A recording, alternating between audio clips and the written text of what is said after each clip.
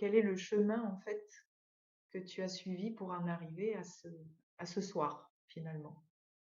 D'accord. Bah, c'est une excellente question, hein, clairement. Le point de départ de cette belle aventure, il date de 2011. Alors, il y a eu un précédent, mais je vais revenir dessus. Mais en 2011, j'ai eu un problème de santé. Du coup, je me suis retrouvé hospitalisé. Et comme bah, l'hôpital, on sait tous ce que ça donne, j'ai donc pris un bouquin. C'est le bouquin d'ailleurs de Tony Buzan. Voilà, c'est celui-ci. Et j'ai commencé à le lire. Et de fil en aiguille, je me suis dit, mais bon sang de bois, mais ça je sais faire, ça je sais faire, mais ça aussi je sais faire. Ça aussi, je sais faire. Et c'était tous des exercices sur l'utilisation de la mémoire. Et du coup, la mémoire, c'est quand même le pilier des apprentissages. On ne peut pas avoir d'apprentissage sans mémoire, c'est pas possible. Donc, je me suis dit, ah, ça vaut quand même le coup de creuser. Et donc, quand je suis sorti de l'hôpital, je me suis mis à faire des tests, à me mesurer, à voir jusqu'où j'étais capable d'aller dans l'utilisation des différents outils que propose Tony Buzan dans son livre. Et là, ça m'a passionné. Je me suis dit, c'est incroyable. Ça m'a passionné pourquoi? Parce que bah, j'ai vécu avec ce qu'on appelle une béquille cérébrale, c'est-à-dire une cécité cérébrale liée à mon parcours scolaire. Clairement, moi, je suis dyslexique. Et ça, c'est pas un truc qu'on soigne. Et puis, surtout dans les années 70-80, clairement, c'était pas diagnostiqué. Donc, à l'école, pour moi, bah, ça a été un peu l'enfer de vivre dans un système éducatif tel qu'on le connaît tous, hein. Et du coup, ben, j'ai été très très vite identifié comme un cancre, voilà, à qui il serait bon de quitter l'école rapidement et trouver un petit boulot manuel parce que au niveau cérébral, c'était a priori pas une évidence. Alors je le dis avec beaucoup d'humour, hein, j'ai beaucoup travaillé pour essayer de me débarrasser un peu de ce problème. Euh, donc moi en tant qu'enfant, les profs disent c'est un cancre, les parents disent bah oui c'est un cancre. Bah, moi du coup si les parents, les personnes les plus significatives dans ma vie considèrent que je suis un cancre, je ne vois pas pourquoi je croirais autre chose. Donc j'ai vécu avec ça, j'ai grandi en me disant, ouais, je ne suis pas un spécialiste de l'école, donc ben, vivement que ça se termine, quoi. Et malgré tout, j'ai quand même réussi à tirer mes lettres jusqu'au baccalauréat, que j'ai loupé 2 fois, pour être en phase avec le message, la programmation neurolinguistique que j'avais reçue. Je ne pouvais pas réussir, j'étais programmé à l'échec. Ça c'est Bruce Lipton qui me dit, en fonction des programmations neurolinguistiques que nous avons, eh ben, on va correspondre ou pas à ces programmes. Donc j'aurais eu beau essayer d'être super performant, etc. Quoi qu'il arrive, j'aurais trouvé le moyen de saboter le résultat. Et c'est ce qui s'est passé, j'ai fait ça de façon admirable. J'ai donné loupé 2 fois le bac. Voilà. Donc, et donc quand j'ai lu les livres de Tony Buzan, je les ai tous dévorés, hein, clairement. Je me suis rendu compte que j'étais pas le cancre qu'on m'avait dit que j'étais. Et bah là, pour moi, c'était le début de cette belle aventure. Et du coup, j'ai épluché tous ces bouquins comme si j'étais en master voilà, de droit ou quoi. J'ai vraiment travaillé, travaillé, travaillé. Mais c'est pas du travail, c'était voilà, du plaisir. J'ai bossé les cours, j'ai appris, j'ai progressé, j'ai accumulé de la connaissance. Et après, je partageais. Je partageais avec mes amis, je partageais avec tous ceux qui voulaient bien l'entendre en me disant, ah, c'est génial. J'avais découvert quelque chose d'extraordinaire sur moi, donc je trouvais ça super. Et en 2013, donc j'ai un ami qui me dit bah c'est très intéressant tout ce que tu sais là. Ce serait bien d'essayer de le partager avec d'autres personnes. Du coup, je me suis dit bah tiens, je vais créer un cours. Alors, j'avais aucune formation pédagogique, j'avais aucune connaissance particulière sur comment créer un scénario pédagogique, etc. Aucune connaissance et je suis parti comme ça. Et ben, ça n'a pas été très loin parce que bon, la petit souci de famille fait que ben, en 2013, voilà, il y a eu une rupture dans la famille. Du coup, le projet, il est resté dans les tiroirs pendant quelques années. Et j'ai laissé traîner, traîner, traîner. Cependant, les outils de la mémoire, je les connais, j'en connais un que je pratiquais depuis 1991, parce que c'est pour ça la petite histoire. J'ai pratiqué pendant 20 ans un seul des outils de la mémoire. Vous vous rappelez tout à l'heure, j'ai parlé de programmation neurolinguistique. Comme j'étais programmé à l'échec, j'ai pas pu voir à ce moment-là l'intérêt que je pouvais tirer de l'ensemble des connaissances des outils de la mémoire. Donc j'ai pioché juste, j'ai picoré et j'ai pris juste un seul des outils. C'est une table de rappel, c'est comme créer une espèce de to-do list mentale qui s'appelle les nombres rimes. Et du coup, j'ai utilisé cet outil pendant 20 ans dans mon quotidien, au travail, parce que c'est quand même un outil de performance hein, et d'efficacité. Donc voilà, ça c'est pour dire d'où vient l'origine des outils de la mémoire. Et donc, ça a toujours été en moi, sauf que je ne savais pas en profiter, je n'avais pas conscience de ce que j'avais à l'intérieur de moi. Et donc, en 2013, tous ces projets-là finissent dans le tiroir, tout en continuant d'utiliser cette fois plus les nombres horribles, mais le palais de la mémoire, qui est un autre outil des outils de la mémoire, que j'affectionne, parce que pour moi, c'est le plus puissant des outils en termes d'apprentissage rapide et facile. Donc, j'ai gardé cet outil-là, toujours pareil dans mon quotidien et le travail, etc. Puis, je suis aussi un disciple de Jacques Salomé, donc du coup, je cherchais à utiliser mon savoir-faire d'apprenti, des outils de la mémoire. Je cherchais à utiliser tout ça pour devenir formateur et partager toutes mes connaissances que j'ai sur la méthode ESPER de Jacques Salomé. Donc j'ai eu un parcours hein, qui a pris du temps, etc., pour devenir formateur Salomé. Et pour faire ça, je suis passé par le fonds Gestif et donc à 51 ans, je suis retourné sur les bancs d'école. Vous vous rappelez tout à l'heure, je vous disais cancre. Imaginez le nœud à l'estomac, il n'a pas duré longtemps. Le nœud à l'estomac en me disant je vais retourner sur les bancs d'école, quand même. En fin de compte, c'est très très vite dissipé, c'est-à-dire qu'avant de retourner sur les bancs d'école, comme un compétiteur, je me suis entraîné, j'ai entraîné ma mémoire, entraîné. 6 mois avant, j'ai pris les devants. Hein, la mémoire, c'est comme un muscle, si on la travaille, elle se développe, elle me rend service. Donc moi, je me suis entraîné, j'étais prêt pour retourner sur les bancs d'école. Donc la boule à l'estomac, disparue. Donc c'est vraiment génial. Et il se trouve que, comme je vous le disais, j'étais prédestiné, j'ai fait cette formation de formateur pour devenir un formateur en communication relationnelle au sein de la famille. Et in fine, l'univers en a décidé autrement. J'ai très très vite capté que les outils de la mémoire étaient quelque chose de précieux. Je vais citer personne et pas de nom, mais je l'ai vu clairement en formation. Chez les adultes, il y a une terreur des apprentissages parce qu'on n'est pas certain de pouvoir conserver les métadonnées, je vais le dire comme ça, le paquet de données qu'on concentre dans des formations de 6 à 8 mois en termes de reconversion professionnelle. Donc là, j'ai vu véritablement qu'il y avait un souci et comme je suis toujours à l'affût pour aider les gens, voilà, ça fait partie de moi, je suis comme ça, si je peux aider, je le fais. Et pour moi, partager ces outils, ça me paraissait comme une évidence. Voilà. Donc tout ça m'a amené à me dire, je ne fais pas du Jacques Salomé, parce que dans le domaine de la communication relationnelle, il y a un paquet de gens. Et pour moi, ce qui me traverse, évidemment, c'était pas ça. J'ai très vite compris que ça allait pas être du Salomé que j'allais faire, mais que j'allais me mettre dans les outils de la mémoire, parce que c'est quand même quelque chose d'extraordinaire. Et puis, clairement, ça vibre. Quand je parle des outils, je suis inarrêtable, je suis une pipelette. Voilà.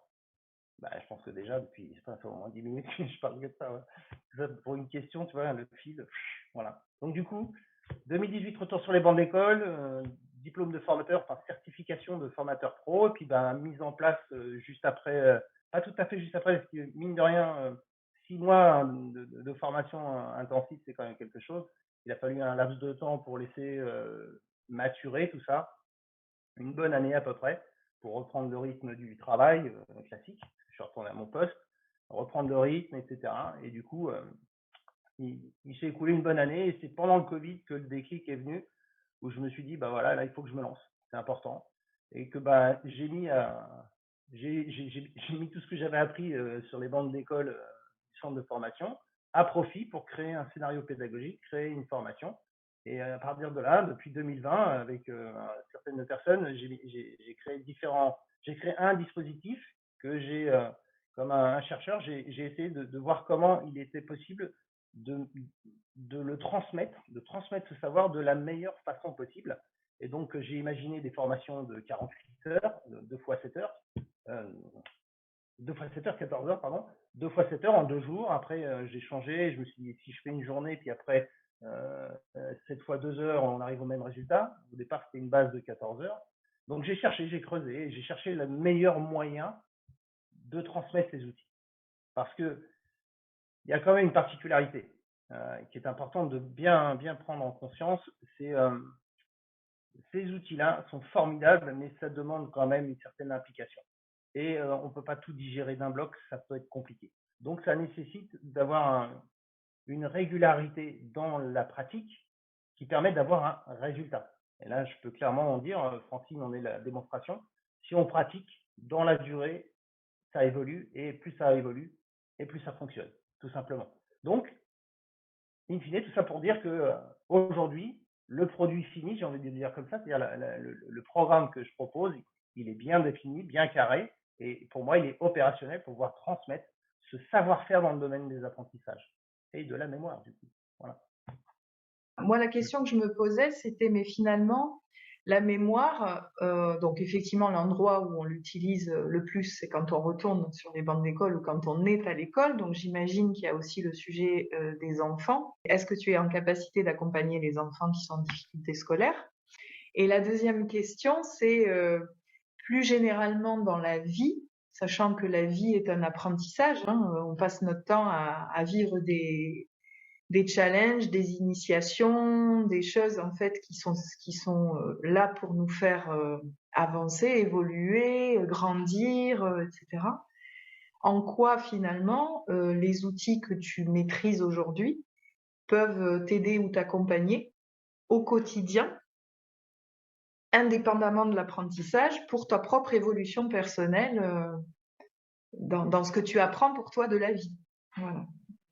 Première question, comme est-ce que je peux accompagner des enfants? La réponse est oui, je peux le faire, mais non, je le ferai pas. Bizarre ce gars. Parce que pour moi, ce que je canalise, ce que je ressens au plus profond de mon cœur, c'est que le savoir, ça se transmet. Et dans transmet, il y a transmission, il y a transgénération, il y a transgénérationnel. Pour moi, ce savoir-là, ce savoir-faire dans le domaine des apprentissages, c'est une pierre précieuse. Et la pierre précieuse, elle doit être transmise au sein du foyer. Pourquoi? On apprend à nos enfants à s'habiller, à marcher, à écrire, à parler, à faire du vélo. Mais pourquoi on ne leur apprendrait pas à apprendre, qui est la base de l'être humain? Parce que l'être humain, il n'y a pas d'évolution sans apprentissage. Et si on peut faire si on a un savoir clairement dans ce domaine, il est nécessaire pour moi qu'il soit partagé au sein du foyer. En tout cas, c'est ma conviction profonde. Clairement, c'est... Donc, est-ce que ça veut dire que toi, tu te positionnerais plus en j'accompagne les parents à accompagner leurs enfants? En fait, le programme, pour moi, il est conçu pour que les parents suivent cet accompagnement, que eux-mêmes deviennent des praticiens de la mémoire, parce que en étant eux-mêmes expérimentés, ils pourront partager quelque chose que eux-mêmes vivent avec leurs enfants. Et ils auront pratiqué depuis un certain temps. Du coup, ils auront déjà les ajustements nécessaires. Il y a des ajustements nécessaires. J'en parlerai tout à l'heure dans le protocole pour le programme, pour expliquer le programme. Mais ces ajustements-là sont nécessaires. Donc, ça demande environ 6 mois pour un peu cartographier toutes les modifications et les ajustements qu'il y a à faire. Donc, pour moi, accompagner les parents, accumuler ce savoir-faire, et une fois qu'ils l'auront, ils pourront le transmettre de façon naturelle à leur enfant. Enfin, moi, je les vis, les apprentissages, je vis ces techniques, je vois ce que ça donne, je vois les résultats. Et je me dis que mais c'est un cadeau précieux à faire à nos enfants. Clairement, hein, ma projection de cœur, c'est d'imaginer un enfant aujourd'hui qui va suivre cet enseignement grâce à ses parents au sein du foyer. Imaginons, par exemple, voilà, que cet enfant-là, dans 20 ans, il va se retourner et dire mais papa, maman, merci, quoi, vous m'avez fait un cadeau d'un autre monde. Parce que clairement, pour moi, pour ces enfants-là qui seront formés très tôt, ils vont engrammer, alors je ne rentre pas dans le détail, mais ils vont engrammer les protocoles de mémorisation, d'accord, les protocoles de révision, ils vont les engrammer, pour eux, ça va être naturel. Mais ça va être, pour eux, l'école, ça va être un parcours de santé. Ils vont se régaler. Voilà, Alors, comment justement, parce que donc demander l'implication des parents, effectivement, on comprend pourquoi c'est important et en quoi ça amène une valeur en fait dans la transmission de ce que tu proposes. Comment tout ça peut s'inscrire dans une vie quotidienne d'adulte responsable de famille qui finalement doit aussi gérer tout le reste. Ah bah, Donc, voilà. c'est une vraie question. Une vraie question qui, pour moi, ben voilà, moi je le dis clairement, on est tous face à nos responsabilités. Qu'est-ce qu'on veut pour nos enfants et qu'est-ce qu'on est prêt à faire pour nos enfants? La vraie question, elle est là. Clairement, je suis retourné sur les bancs d'école et je donne 2-3 infos. J'ai mes enfants à charge à plein front depuis 2013. J'ai quand même trouvé le moyen à la fois d'assumer mon travail, ma formation et en plus une autre formation avec Jacques Salomé que j'ai suivie pendant presque 2 ans sur Paris alors que je suis bordelais. Voilà, j'ai trouvé les moyens de faire. Quand on veut, on peut. Pour moi, si aujourd'hui c'est une problématique de se dire je vais prendre du temps pour apprendre le meilleur outil qui existe au monde dans le domaine des apprentissages pour faciliter le parcours scolaire de mon enfant et lui offrir le meilleur outil. Hein, je le dis avec beaucoup de vérité, de sincérité. C'est un véritable outil extraordinaire, des outils, de leur permettre à ces enfants-là de vivre un parcours scolaire différent. Et la question de se dire comment je vais faire, c'est juste de l'accessoire, enfin, de mon point de vue. Hein. En fait, ma question, c'était surtout toi dans ton accompagnement. En fait, tu disais que tu avais créé un programme de formation.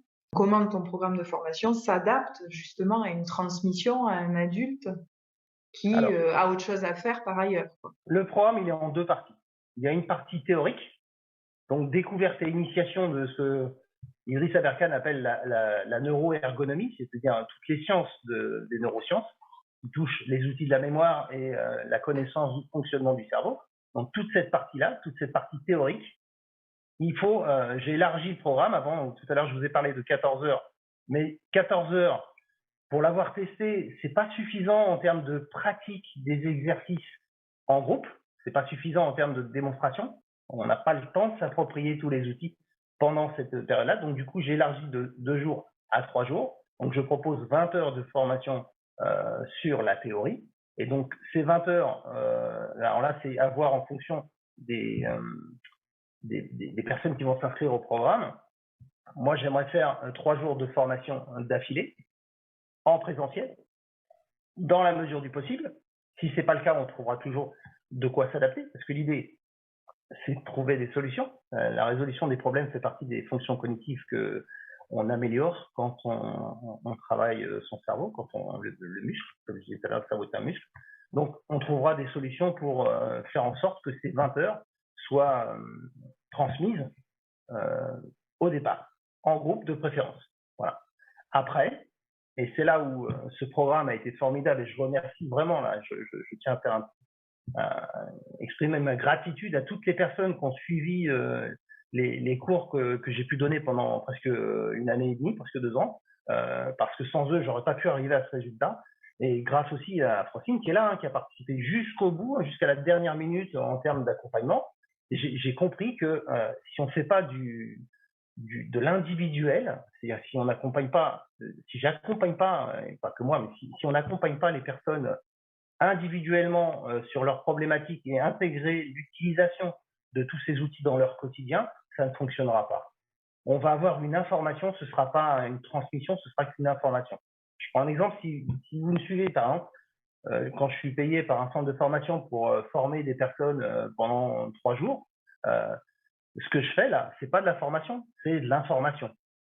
C'est-à-dire que je transmets un savoir, ils découvrent comment on peut faire pour apprendre plus facilement et plus rapidement avec plus d'efficacité. Ils découvrent tout le savoir, donc la neuroergonomie, etc. Mais c'est juste une information parce qu'il n'y a pas le temps de pratiquer, il n'y aura pas de correction derrière, il n'y aura pas d'ajustement. Imaginez, je fais un comparatif pour bien comprendre comment ça se passe.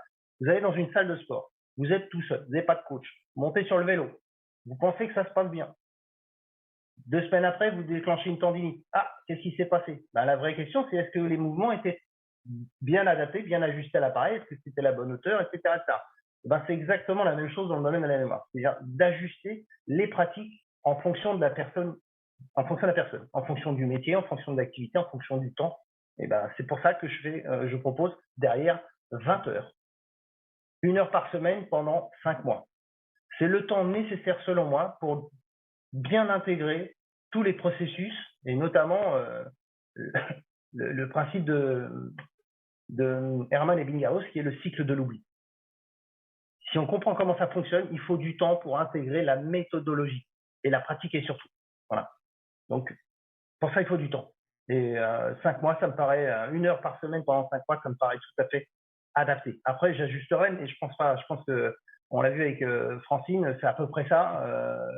C'est à peu près la durée que ça a pris pour arriver à un résultat plus qu'intéressant, devenir praticien des outils de la mémoire. Donc là, si j'ai bien compris, le programme qui serait proposé donc aux parents afin qu'eux-mêmes puissent aller aider leurs enfants ensuite, c'est un programme de 20 heures de formation en présentiel, de préférence en groupe. Oui. Voilà. Suivi d'un accompagnement donc d'1 heure par semaine pendant 5 mois Oui, pour accompagner en fait l'intégration des outils qu'on a vus en théorie avant par rapport à la pratique que la personne en aura dans son quotidien. tout à fait. Parce qu'en fait, il faut juste comprendre que une fois qu'on est sorti de la théorie et de la formation des 20 premières heures, après, il faut comprendre que le travail qu'on aura à faire, l'entraînement qu'on va mettre en place, il se fait dans le quotidien. C'est-à-dire, on ne va pas avoir besoin de se lever un quart d'heure plus tôt ou de se coucher un quart d'heure plus tard. Et c'est en ça que c'est merveilleux, c'est parce qu'on peut l'intégrer complètement dans le quotidien. C'est-à-dire que l'idée, c'est d'aller puiser dans nos activités, en fonction de chacun, dans nos activités, le support qui va nous permettre de travailler les outils de la mémoire, tout simplement. Et ça, c'est voilà, d'où l'importance de faire de l'individuel. Et donc, je reviens sur la deuxième partie de ma question qui concernait les apprentissages de la vie, tout simplement.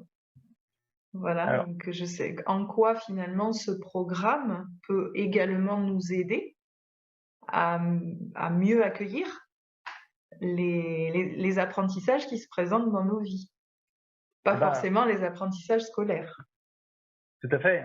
Après, dans la vie de tous les jours, pour ma part, je trouve que c'est beaucoup plus facile, clairement, et il y a beaucoup de plaisir. Moi, par exemple, quand je suis en voiture et que j'écoute une formation ou une conférence ou des choses comme ça, en voiture, sans stylo, sans crayon, j'enregistre les informations qui me font plaisir, qui sont intéressantes.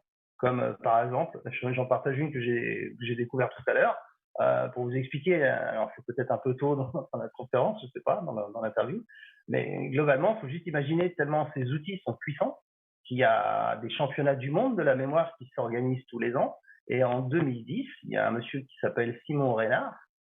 Ce gars-là a été capable de retenir 52 cartes, c'est un jeu de cartes, 52 cartes, en 21 secondes et 90 centièmes. Je prends le temps de le redire. Ce gars-là, en 21 secondes et 90 centièmes, a mémorisé 52 informations. Voilà jusqu'où aujourd'hui on est capable d'aller dans la capacité à absorber de l'information. Je fais une petite extrapolation. Imaginons que vous apprenez ce genre de technique aux enfants et qui rentrent le soir de l'école et qui se retrouvent à apprendre la page leçon, la leçon page 24. Il y aura combien d'informations à mémoriser véritablement dans cette page? Une dizaine, quinzaine? Imaginez que ces enfants aient engrammé les outils et qu'ils arrivent à des performances même très très éloignées de la performance de Simon Reynard.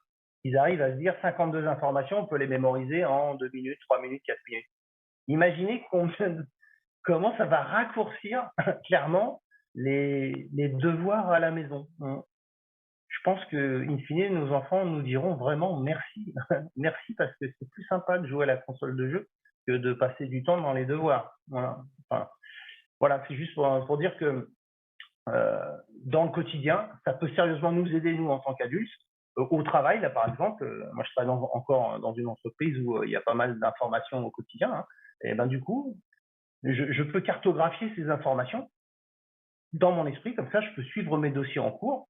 Et en toute modestie, je le dis comme ça, mais je pense que ça me rend un peu plus efficace, un peu plus performant en termes d'activité. Et puis pour moi, c'est valorisant. Vous vous rappelez l'histoire du cancre? Aujourd'hui, j'en suis plus un. Je suis quelqu'un de confiant, d'assuré. Je suis fier de faire ce que je fais et je le fais avec mon cœur. Et les outils de la mémoire, moi, m'aident aujourd'hui à être un performeur dans mon travail. J'ai envie de dire ça comme ça, un performeur dans mon travail, mais aussi dans ma vie de tous les jours. Parce que ce que je vais dire maintenant, mais j'aurais peut-être pu le dire un peu plus tard, il faut savoir que quand vous travaillez les outils de la mémoire, quand vous travaillez la mémoire, tout simplement, c'est une fonction cognitive. Et cette fonction cognitive, elle ne travaille jamais toute seule. C'est comme si vous alliez chez le cardiologue et qui vous dit il faut absolument que vous fassiez quelque chose pour travailler votre cardio. C'est important, et il est temps pour vous de passer à l'action et qui vous conseille de faire de la marche un peu animée. Donc on va faire de la marche avec les bâtons. Le cœur, on travaille le cœur, le cardio fonctionne, mais les bras aussi. Donc les muscles des bras fonctionnent, les muscles des jambes fonctionnent, les muscles du dos fonctionnent.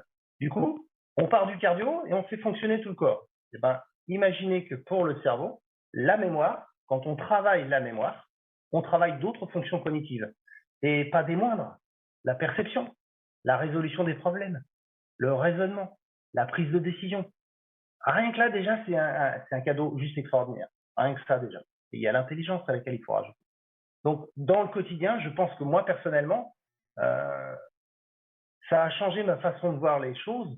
Ça m'a peut-être permis de résoudre pas mal de problèmes sans même me rendre compte que c'était le fait que je travaille les outils de la mémoire qui m'ont permis de résoudre, d'apporter des solutions à des problèmes.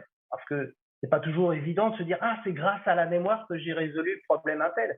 Mais il m'est arrivé parfois de me dire waouh, j'ai eu un éclair de génie sur ce coup-là. Et à y repenser maintenant, de me dire ah, mais c'est peut-être cet éclair de génie, il est peut-être venu parce que justement, j'ai entraîné mon cerveau comme un sportif et aujourd'hui il est musclé et qui me rend service. Vous voyez ce que je veux dire? C'est-à-dire le gars qui a la salle de sport qui pousse de la fonte, il ne se rend pas compte, mais demain, s'il doit faire un déménagement, le carton de 10 kilos, il va lui paraître très léger. Il a travaillé en salle de sport pour son bien-être personnel, et in fine, ça lui a servi dans d'autres activités. C'est un gain d'agilité, en fait. Ben, pour moi, je dis oui à 200%, clairement. Okay. Voilà, c'est la cerise sur le gâteau, c'est-à-dire que, on rentre dans ce programme pour être plus performant dans les apprentissages, d'accord. Et la cerise sur le gâteau, c'est que ça fait une tête bien faite, j'ai envie de dire. C'est-à-dire rester avoir un cerveau vif, agile et qui nous rend service, c'est quand même pas quelque chose à négliger, c'est quand même le vrai cadeau. C'est-à-dire que les parents qui vont s'engager dans ce programme pour leurs enfants, ils vont pas le faire que pour eux, que pour leurs enfants, ils vont le faire aussi pour eux, parce que eux-mêmes, ils vont pouvoir bénéficier de ce qu'ils vont apprendre, ils vont pouvoir l'appliquer dans leur quotidien, parce que c'est le but de l'entraînement des 20 heures en accompagnement, hein. Ils vont pas faire qu'une heure avec moi par semaine, il y a un petit travail quand même. On est quand même dans un mode d'apprentissage, donc il y a quand même des pratiques quotidiennes à mettre en œuvre. Alors c'est pas une torture, hein, c'est 15 minutes par jour, et 15 minutes par jour pratiquées pendant un certain laps de temps, ça devient un protocole. On parle de programme neuro-linguistique. Si vous pratiquez régulièrement ces outils-là, tels que le programme, tel que l'accompagnement que je t'ai proposé individuel, bah, au bout d'un moment, ça s'engramme, ça devient quelque chose de naturel et c'est génial. Voilà, c'est le côté, voilà, c'est génial. Donc ça va rendre service aux parents qui pourront mais vraiment le transmettre, et cette fois pas intellectuellement, ils vont pouvoir le transmettre parce que ils le vivent. Ils vont pouvoir le transmettre avec une profondeur que l'enfant tout petit est capable de recevoir. Et je ne parle pas que de recevoir mentalement, je parle que de recevoir avec les vibrations. Oui, et par mimétisme aussi, c'est-à-dire que les enfants apprennent beaucoup par mimétisme. Donc s'ils voient leurs parents fonctionner d'une certaine façon, ils sont peut-être plus à même aussi de par mimétisme, reproduire un certain nombre de choses. Oui, complet. Mmh. Oui, ouais. Tu parlais tout à l'heure justement de pratique jusqu'à ce que ça devienne un automatisme. Oui.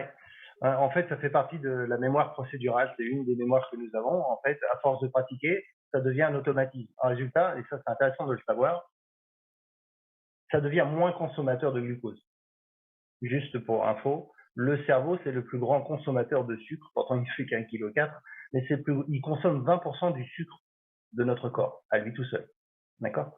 Donc, plus on automatise les activités, et le cerveau, croyez-moi, c'est le plus grand des fainéants, hein. C'est-à-dire qu'il peut automatiser quelque chose, il va le faire, pour consommer le moins possible de sucre. Du coup, la mémoire procédurale, elle sert à ça. Aujourd'hui, on ne réfléchit pas quand on s'assoit, quand on marche, quand on met la fourchette à la bouche, on ne réfléchit pas. Tout ça, c'est des acquis qui sont rentrés dans la mémoire procédurale. C'est pour ça que je vote et je prône d'enseigner ces outils aux enfants, d'enseigner la neuroergonomie, c'est-à-dire apprendre à utiliser son cerveau de la meilleure façon qui soit, notamment dans les apprentissages. On vient de voir que ça ne se limite pas qu'à ça, hein, on le sait. Donc, de partager ça avec nos enfants, de leur permettre, dès les tout petits, dès qu'ils sont tout petits, vous voyez ce que dit Céline Alvarez sur le côté apprentissage des enfants entre 0 et 5 ans. C'est le moment magique pour leur transmettre ce genre de savoir-faire, parce qu'eux, ils vont l'engrammer. On prend par exemple la table de rappel, hein, je pense que Francine et Benjamin peuvent en parler, la table de rappel numérique, celle qui nous permet de mémoriser, de transformer des chiffres en images, de 0 à 100. Imaginez que vous transmettez cette information aux enfants, et ils vont se régaler, eux, à 8 ans, c'est hyper automatisé, ils réfléchissent même pas. Et nous, aujourd'hui, on parle de 0 à 100. Et je vous laisse imaginer des enfants qui ont un petit esprit performeur, ils peuvent aller jusqu'à 9900, jusqu'à 10 000 informations qu'ils vont récupérer en claquant des doigts. Je suis, moi, comment dire, comme un enfant qui découvre, on dire, mais le potentiel incroyable que l'on a, il est juste énorme. En transmettant ça à nos enfants, j'ai hâte de voir ces générations évoluer avec ces outils pour voir ce que ça va donner pour eux-mêmes déjà, et puis pour le plaisir de voir que ces enfants-là vont être très, très, très rapidement les seuls propriétaires de leur cerveau, et cette petite notion est importante. Clairement. Est-ce que ça peut arriver, une fois qu'on a des outils comme ça, de mémoriser malgré soi? Ah bah, je pense oui, je pense que c'est possible. Après, l'intérêt, je sais pas, mais Mon point, c'était de dire, mais finalement, une fois qu'on mémorise dans un mode automatique, comment on fait pour ne pas mémoriser les choses qu'on n'a pas envie de mémoriser, en fait? oh! Alors là, j'ai pas de réponse, mais par contre, je connais bien le cerveau, et je me dis que s'il a pas besoin de l'information, il va très, très vite l'éliminer, parce que ne perdez pas de vue qu'on a un petit robot là-haut. Imaginez qu'on a une application, puisqu'on parle de programme neurolinguistique, imaginons qu'on a un programme, une application, dont le boulot, c'est H24 de faire le ménage. Voilà. Vous voyez les petits robots là dans la maison là, qui se déplacent à heure fixe et qui font le tour là. Ce petit robot-là, on en a un là-dedans, qui est son boulot à lui, c'est d'effacer tout ce qui sert à rien. Donc une information que tu as apprise aujourd'hui et que tu vas pas utiliser, et ben au bout d'un moment, il va venir, il va l'effacer.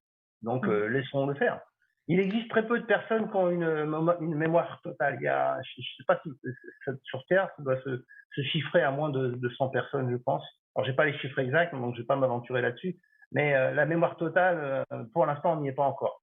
Alors peut-être qu'à force de travailler sa cognition, à force de pratique, peut-être qu'on ne sait pas. Hein, c'est tout à fait un champ des possibles que ces futurs enfants plus tard aient accès à des capacités auxquelles aujourd'hui on n'a pas encore accès de par la pratique.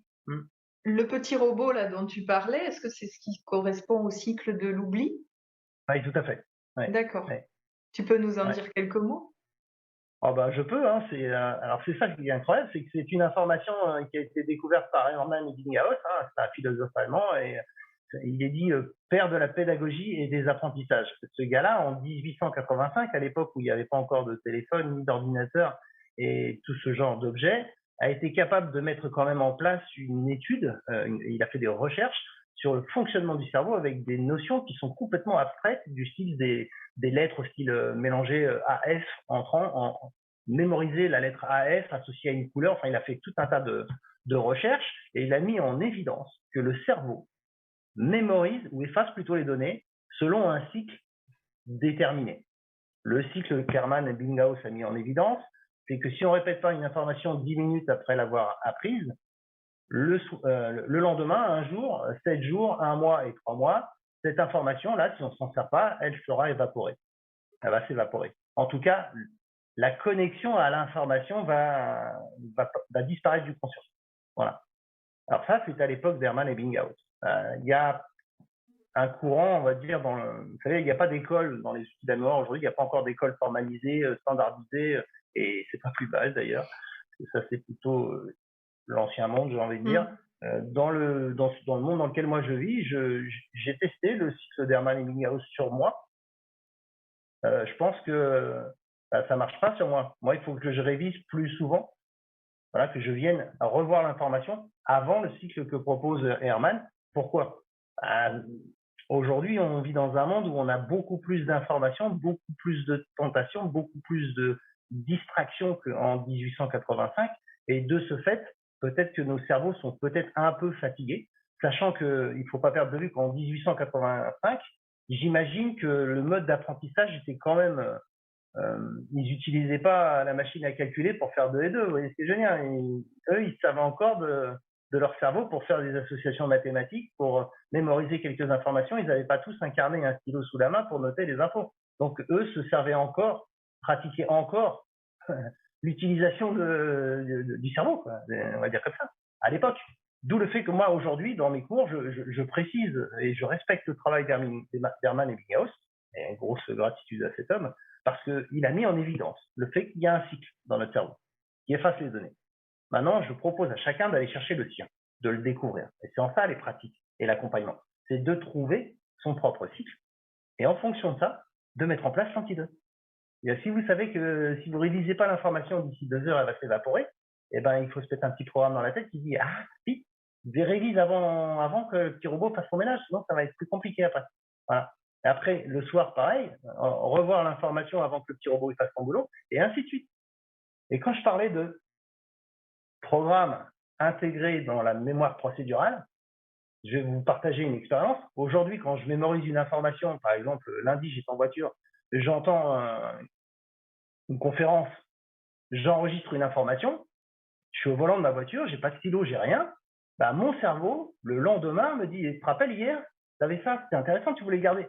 Ah, merci. Et j'ai revisité l'information que j'avais vue la veille, sans avoir volontairement déclenché cette révision.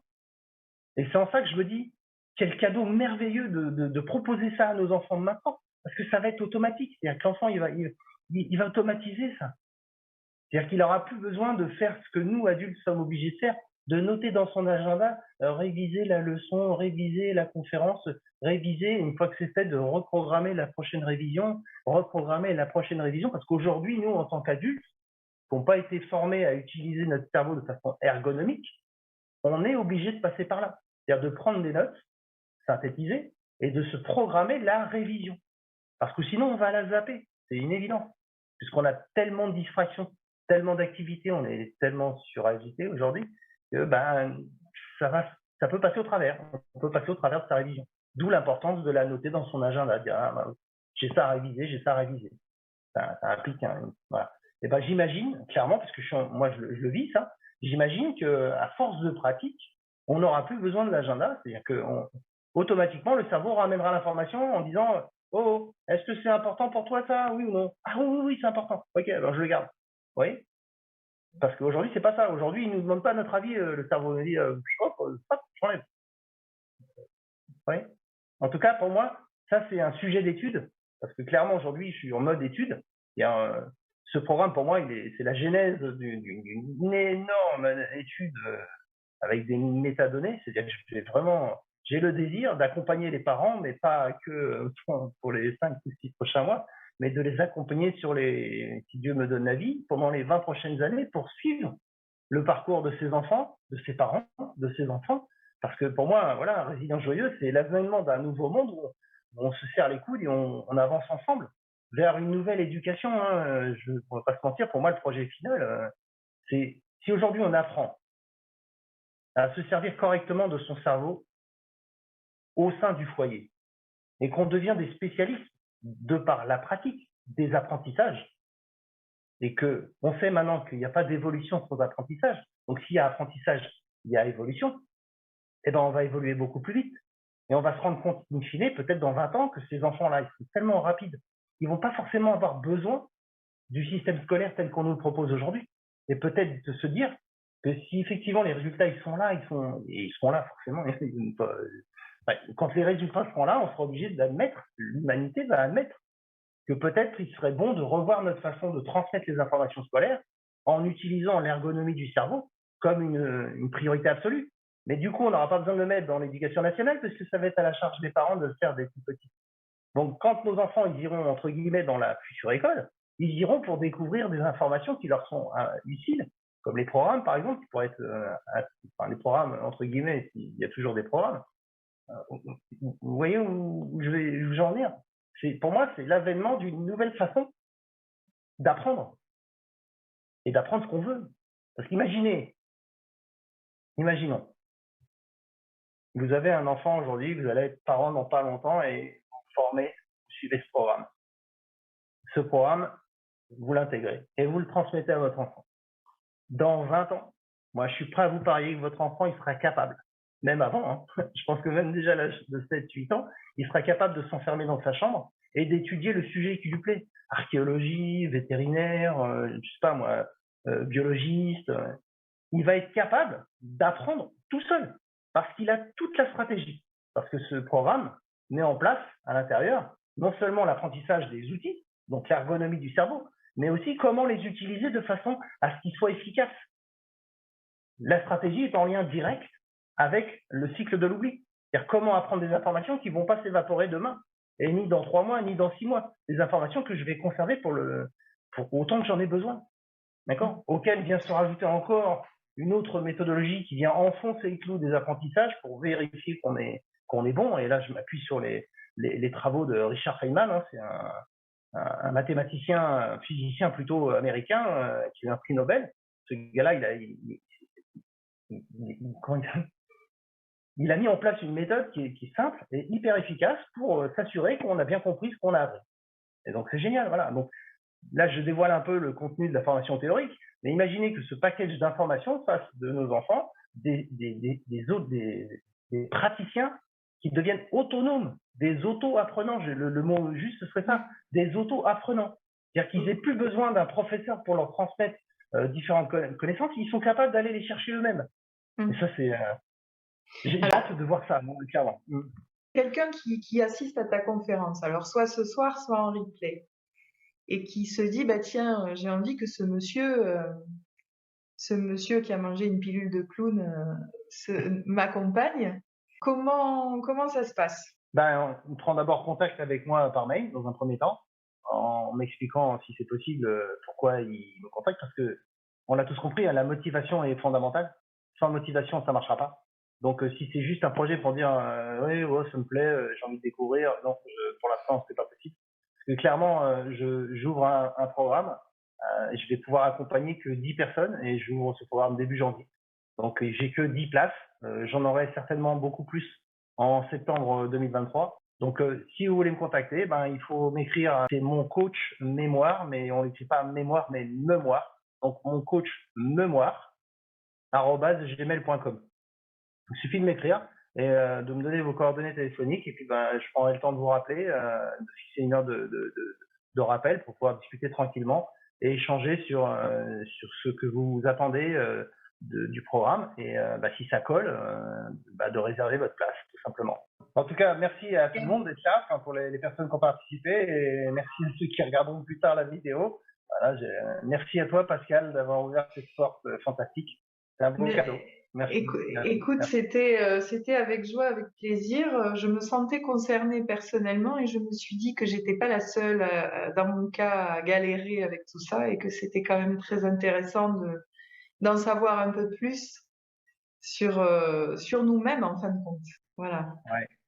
Et je te rejoins dans l'idée effectivement que le monde de demain passe par l'éveil de chacun, et l'éveil, c'est pas forcément que l'ouverture à, voilà, on va dire spirituelle, mais aussi l'ouverture à l'intérieur de soi-même, à la joie, parce qu'il n'y a rien de plus contagieux qu'un être joyeux. On en a eu un bel exemple ce soir. Voilà. Donc merci à toi, Laurent.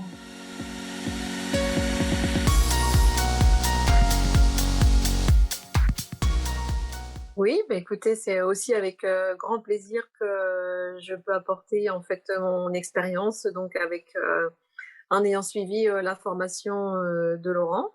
C'est arrivé donc au moment du confinement, du premier confinement, effectivement, où Laurent se lançait dans la formation et donc souhaitait en fait avoir un groupe de formation pilote.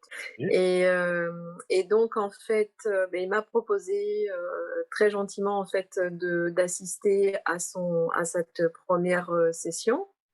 Et voilà, comme un échange, en fait, il me l'a présenté comme un échange, c'est-à-dire que lui avait besoin en fait d'avoir aussi un retour d'expérience par rapport au contenu de sa formation et de son approche pédagogique. Et moi, de mon côté, en fait, la formation sur la mémoire, ça m'intéressait dans le sens où, comme je disais, c'est vrai que quand on est jeune, on parle d'un film, on a immédiatement en fait tous les acteurs qui nous viennent en tête. Voilà, on met 2 minutes à les remémorer, tandis que au bout de quelques années, j'ai 50 ans passés, mais c'est vrai que là, on se dit: «Ah oui, mais il y avait qui?» Enfin, on met du temps, donc parfois ça met 2 jours, ça revient au bout de 2 jours, et donc voilà, je me suis dit: «Oui, allons-y», en fait, donc j'ai assisté effectivement à ces premiers cours que j'ai trouvé très intéressants, très enrichissants, hein, comme on a pu entendre Laurent justement tout à l'heure. Et donc, j'ai, comment dire, donc écouté toute la théorie, ça m'a beaucoup intéressée.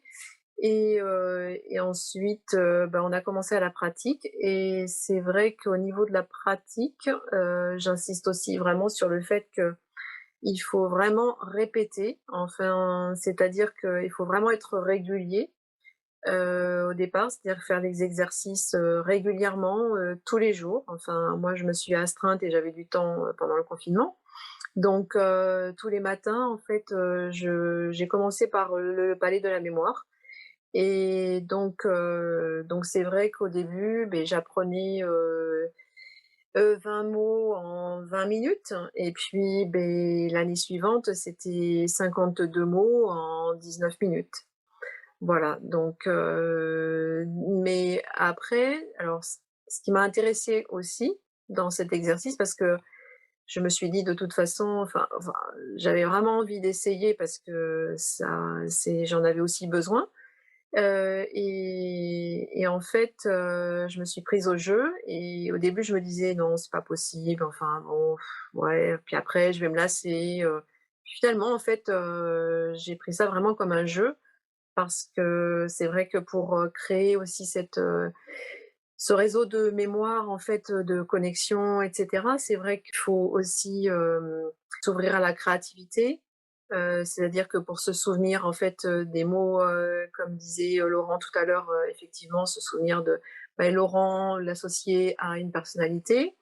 Bah, là, en fait, c'est des mots, mais en fait, on les associe à des images, mais un peu grossissantes, en fait, en leur donnant aussi, de l'émotion. Parce que c'est vrai que la mémoire, aime beaucoup, les petites histoires, donc elle les retient mieux. Et donc voilà, c'était parti pour un amusement et du coup, ben, en fait, je me suis rendu compte que c'était possible, voilà, et que j'en étais capable surtout, voilà. Et à ce moment-là, beh, ça m'a donné confiance en moi, ça enfin, plus confiance en moi, disons. Et ça m'a donné envie, en fait, envie d'essayer sur d'autres choses, et après, enfin, voilà, maintenant, c'est vrai que, beh, je m'en sers, ça m'a ouvert effectivement, Hem, comment dire? Fait développer en fait les fonctions cognitives, effectivement, comme disait Laurent, sur, le raisonnement par exemple, c'est-à-dire que j'arrive mieux à structurer aujourd'hui, et en fait, mon organisation et la concentration aussi. Parce que c'est vrai que d'apprendre 20 mots, il faut quand même être concentré. On part souvent sur, on voit une image et c'est vrai qu'on l'associe parfois à un souvenir ou une émotion et du coup, en fait, on part, loin dans notre esprit, sur autre chose et donc en fait, c'est vraiment se recentrer en fait, sur l'exercice en question et voilà, donc en fait, on se crée notre propre histoire et on se prête au jeu et du coup, on devient beaucoup plus concentré. Enfin moi, c'est surtout ça que ça m'a beaucoup apporté en fait, la concentration, la confiance en moi, mon organisation aussi dans ma journée. Le fait de faire cet exercice-là, ça me permettait en fait de mieux, organiser mes tâches dans la journée et voilà. Après il y a d'autres exercices, enfin, je pourrais en parler beaucoup plus longtemps, mais je veux pas non plus, monopoliser, le temps. Mais c'est vrai que ça m'a ouvert l'esprit sur, connaître, en fait, le fonctionnement de la mémoire, et cetera. Surtout que bon, c'est vrai qu'on a eu dans ces cours, on a eu beaucoup de références, de livres, de personnes, enfin de partage d'expériences et cetera. Donc très, très enrichissant et un groupe, vraiment dynamique, en même temps. Donc voilà, donc aujourd'hui, eh bien, au bout de 2 ans, c'est vrai que je retiens beaucoup mieux les choses en sortant d'une formation ou d'une réunion. J'ai pas forcément besoin de noter. J'ai aussi, ça vient en fait naturellement. C'est, je sais pas, en fait, à force, c'est un exercice comme un muscle, effectivement, comme un sportif. Mais en fait, on n'a plus besoin de réfléchir. En fait, ça vient tout seul, quoi. C'est ça. Mmh. Voilà. Mais je pense qu'il faut rester aussi dans le plaisir. Ça, c'est très, très important. Et en fait, j'ai découvert que le plaisir d'apprendre. Et là, beh, j'ai la chance je dis aujourd'hui, là, j'ai la chance de partir en détachement sur un projet et en fait, qui va durer 2 mois et en fait, je me régale d'avance à apprendre des choses, nouvelles. Je le prends comme un amusement et bizarrement, je suis pas fatiguée, à la fin de mes journées. Parce que j'ai l'impression d'être, un peu sur un terrain de jeu, quoi. Donc c'est voilà. J'aurais jamais dit ça, en fait, il y a 2 ans, ça c'est clair. J'aurais Ouais. plutôt été en stress à me dire, «Oh là là, mais je vais pas retenir, et puis est-ce que je vais être capable?» et cetera. Enfin bon, des fausses croyances, voilà, tout simplement aussi, hein. Donc un grand merci encore à Laurent parce que Super. c'était vraiment une chance. Et OK. est-ce qu'on a rigolé pendant les cours? Trop. Parce que c'est aussi un facteur important d'apprentissage, c'est de Ouais. rigoler, quoi. Il faut apprendre par le cœur, encore une fois. Et ton témoignage, il est juste magnifique, Francine. Je te remercie vraiment du fond du cœur. C'était une co-création, tout ça, hein, pas perdre de vue. Autant tu m'as aidé, autant je t'ai aidé, autant tous les deux on a partagé, avec Benjamin et d'autres, hein, on a partagé des moments merveilleux et c'est nourrissant. Nourrissant pour notre cerveau, nourrissant pour la petite matière grise là, qui flotte en dessous. C'est un vrai cadeau, un don du ciel, tout ça. Vraiment. Mmh. Merci à toi, vraiment. Avec plaisir. Je parle en fait, comme je ressens les choses, hein.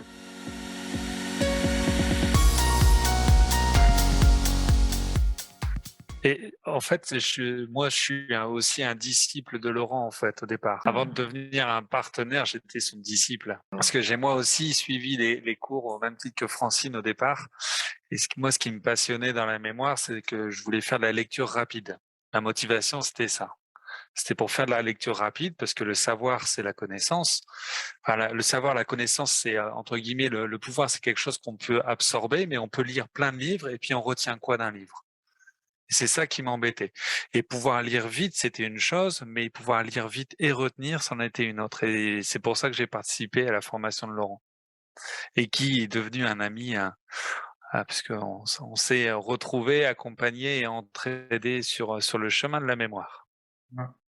J'ai commencé le processus, mais ça m'a apporté en fait d'autres choses. Moi, c'était pour la lecture rapide, même si en fait c'est devenu plus la mémoire que la lecture rapide.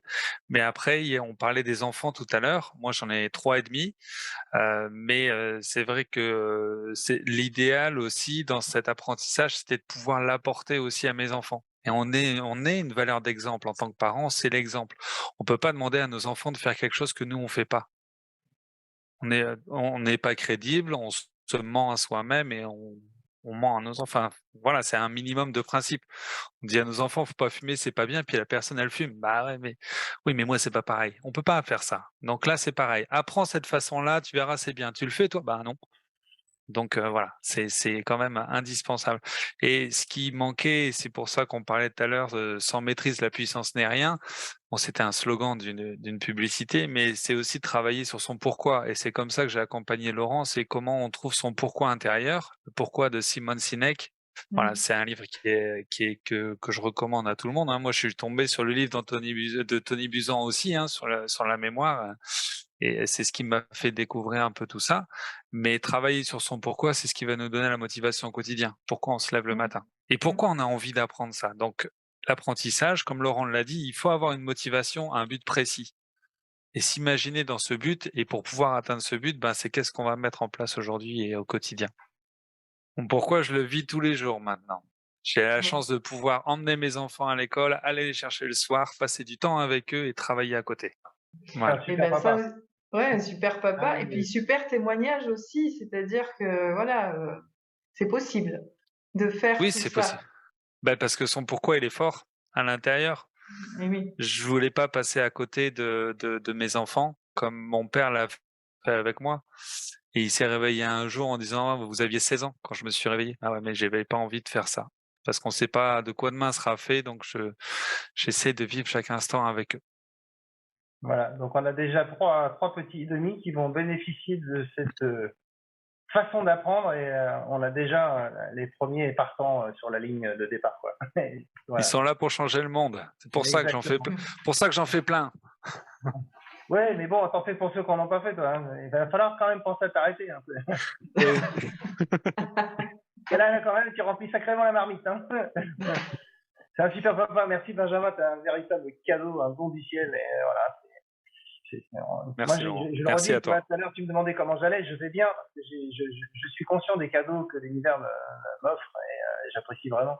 Et dans cette joie, j'ai le désir profond de partager ça. Parce que pour moi, je parle de mémoire, etc. Mais si vous me connaissez un peu plus, si on creuse un peu, je suis un véritable serviteur du monde de demain et j'ai vraiment envie de voir cette nouvelle humanité arriver avec beaucoup plus de partage, de cœur, d'entraide. Et pour moi, mon petit colibri, moi je suis un petit colibri dans ce domaine-là, mon petit colibri, mon savoir-faire, c'est d'être plein d'amour et plein de joie, plein de bonne humeur. Et dans les apprentissages, c'est fondamental. Et aujourd'hui, je sais, moi, je sais au fond de moi, au fond de toutes mes cellules, que le monde de demain ne pourra changer que si on grandit là-dessous. Si le 1,4 kg s'éveille. Et pour l'éveiller, il n'y a rien de tel, et c'est la nature qui le prouve, on est des êtres d'apprentissage. D'ailleurs, c'est la première chose qui nous arrive, c'est des neurones. On a à peine 3 mois, on est encore dans le ventre de notre maman, et on a déjà nos premiers neurones. C'est bien la preuve que c'est fondamental. Et donc, apprenons maintenant à changer de paradigme et de se dire, je vais m'occuper de ces petits neurones qui sont avec moi depuis très, très, très longtemps, et je vais en faire ma force, mon levier pour mon ascension personnelle, mon levier pour mon ascension professionnelle et surtout un levier pour nos enfants. Il faut penser à ça, au monde de demain, c'est eux notre avenir.